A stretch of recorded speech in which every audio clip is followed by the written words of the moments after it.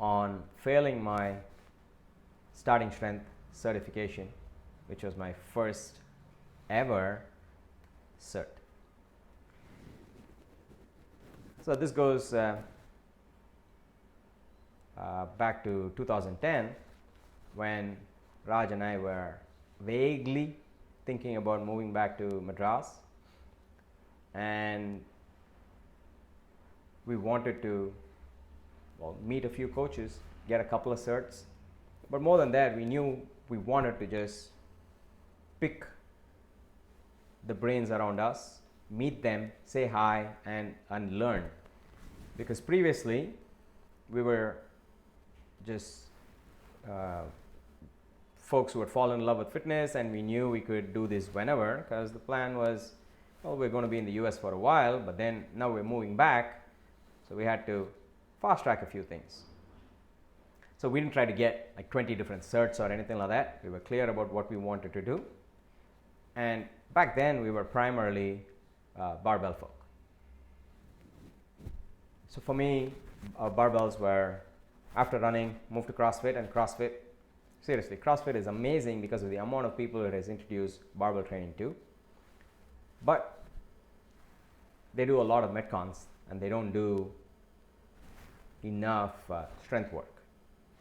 Most people are strong. Most people come from some background of strength work.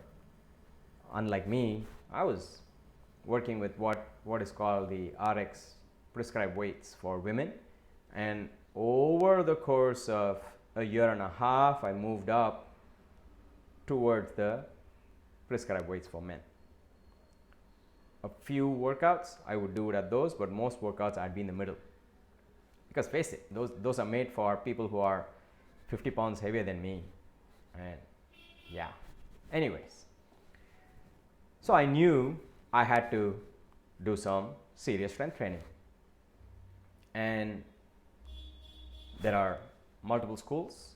One of them is Starting Strength, and Coach Riputo is a barbell strength coach. He has a phenomenal book by the same name, Starting Strength, which Raj recommended to me, and I couldn't get enough of it. So with Raj prodding me and guiding me on how to start strength training, I quit CrossFit and I started doing strength work, and I'm built for squatting. So it was just fun going to the gym every week and lifting more weight every time. So just back squat, deadlift, bench, and the overhead press, and sometimes the power clean thrown in. This was the training. So jumping from CrossFit to just strength work, and I would play Ultimate, of course. San Francisco Rec League, amazing. Couldn't miss it. So after a few months of getting strong and a couple of reads of Starting Strength, a cert came to the West Coast, and we decided we'd go do the certification. And we headed to Seattle. And, oh man, I was excited. Walking in, honestly, I had no idea what the certification entailed. I didn't even know what a fitness certification was. Well, this was a coaching certification, which meant not only are you tested on your technique and knowledge of the lifts and all that, how-tos and blah, blah, blah, you had to learn to coach, or rather, you had to know to coach a little, and they would teach you how to coach better. I had exactly 0 hours of coaching experience. I was just a guy who liked to lift. And I went in. Now, initially I was nervous. I was extremely excited. I was a little nervous because I'm moving back to India, and this cert is important and all of it. Within the first hour of Saturday morning of the cert, I failed the cert. I knew this because the criteria is pretty simple. the squat and the deadlift, you need to learn to coach, you need to learn to write down the proper technique, you need to demonstrate your technique. And we spent an hour and a half discussing technique, right? And my technique was pretty good. And then you are put into your small cohort, people who will lift around the same as you. And the person who's in front of you coaches the next person coming in, and it just circulates. When I had to lift, not much, nudge your knees out, blah, blah, blah. I don't even remember. My technique was pretty good, like I said. And then it was my turn to coach, and I had no idea what to do. I look at the girl squatting, and I know something's off.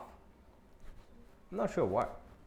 I mean, it seems silly, but come on. I had zero idea. And as soon as those few minutes passed and I went back to the line, I knew it, because one had to demonstrate coaching skill in the squat. And I remember Dr. Steph, she works at Starting Strength, or at least she did back then, politely telling me that I didn't do any coaching. It felt terrible. It was a blow to the ego, and for a few minutes I was just like, oh. But then I realized I know nothing about anything. I have 0 hours of coaching. What is there for my ego to be hurt? And seriously, it was the best thing that happened to me, because even that little bit of worry I had about, I need to make something out of this cert, went away, and that made my experience so much better. I had no pressure. I'm already geeking out. I am loving this, truly, because Rip is just talking to you about technique, asking you for criticism on his coaching methods. We're watching Olympic lifting and powerlifting videos, and he's talking about different styles. It's just phenomenal. That entire weekend was just superb. And yeah, it took me a while to make my peace with it. But seriously, that failure is part of the foundational stones of me being here. I'm gonna digress a little bit and tell you a funny story. So I'm all of 5'6" and I'm about 135 pounds, and 10 years ago I was 5'6" and about 135 pounds.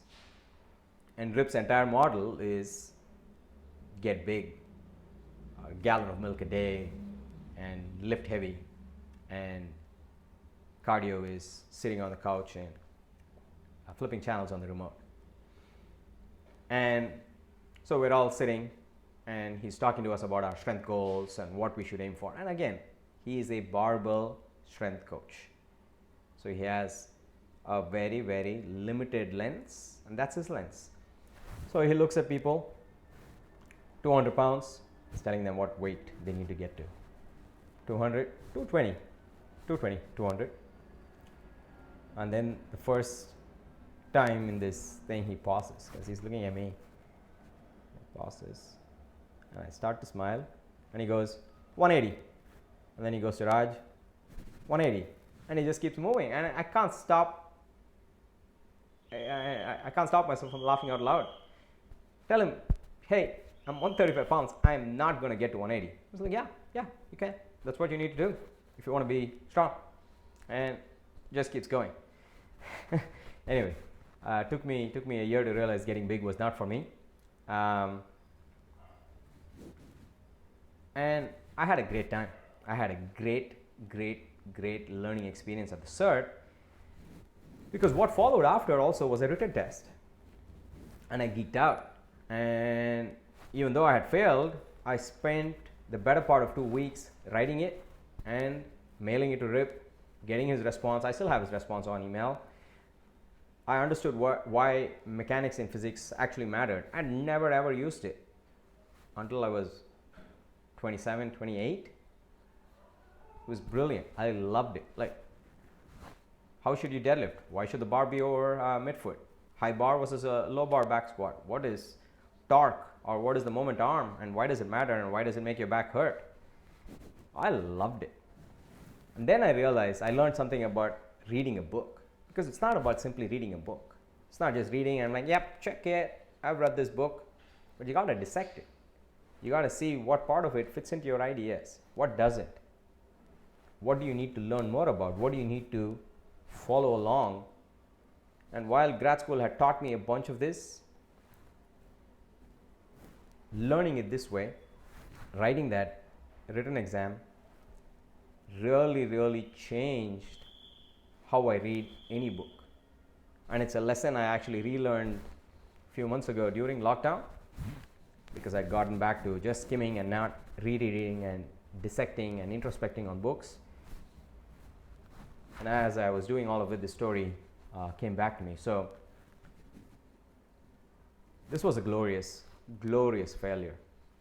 Coach Dan John also talks about how he can trace back his peaks to failure points, and this failure point in my life, failing my first ever certification, led to a bunch of peaks that I'm still unpacking.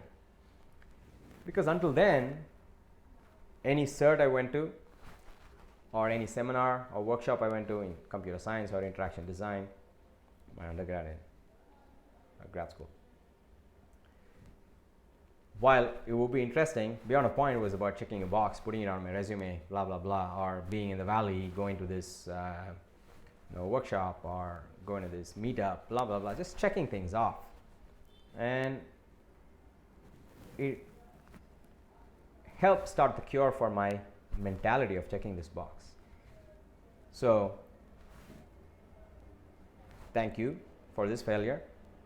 And also what this failure teaches me is, when I think, if only that had not happened, if only I had not failed there, and there are so many failures in my life, I'm reminded from this failure and the amazing lessons I've learned from here that maybe even those failures have a lesson to be learned from, or a success that they led to that I'm being oblivious to. So while it was a shocker to fail for those 5 minutes or whatever, and maybe right now my memory is glossing over, and maybe Raj or Ranju or Vidya will have more feedback on how I actually was. Looking back at it, it was the best thing that happened to me that day. Because what's the point of passing a cert without putting my heart and soul into it? And if I put my heart and soul into it and I learned a lot, what's a piece of paper?